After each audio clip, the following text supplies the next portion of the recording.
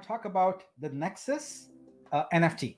So, previously, you had heard about the concept of an OG NFT, which essentially was your source for everything.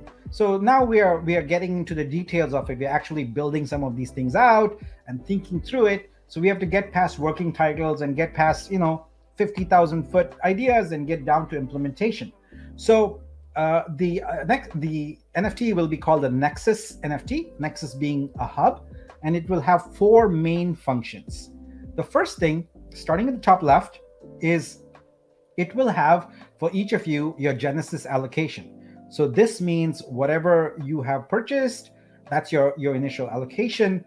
So it's going to reflect that on there. That Genesis allocation drives a lot of other things like your perks and your voting, etc. We'll come to that. Next, it has your vesting schedule on there.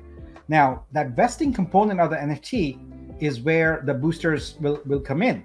So you can essentially apply your boosters to your Nexus NFT and increase the vesting. So if you have multiple wallets, you have the ability to essentially boost different Nexus NFTs and use up the boost component of that boosting NFT, and you're left then with an NFT that is art. So you still, that's the neat thing about boosters, is that even after they are used, you've used it to boost your vesting, you still have a valuable art NFT left with you.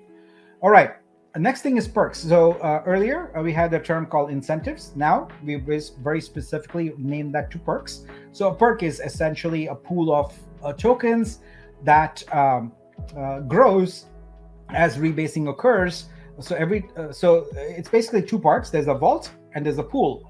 So in the vault is the allocated amount of perk tokens, and every time there's a successful rebase, the protocol is going to look at what is vested and move those tokens from the vault into the pool, making them eligible for you to claim. So you would use your Nexus NFT to claim your perks, and those perks would then be reduced. So for example, if you claim a perk in a week's time, then you are no longer eligible for that amount of perks in the future, and the amount you claim, any new perks that come on are now distributed among the people who are still, still have not claimed there. So that's how it works. I'm going to do a whole session on just how that works, the algorithm, the details of it. You're going to find out all about that. It's still in sort of the architecture phase right now, but we'll come down to that. And finally, the Nexus NFT is what you do your voting with. Folks, I see all kinds of questions all the time in Discord. Let's just make an assumption here that we are going to think through these very carefully. We are not approaching this with a kindergartner's mind.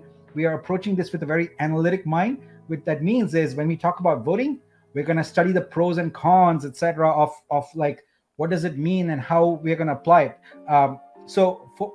Just so you know, we plan on using quadratic voting.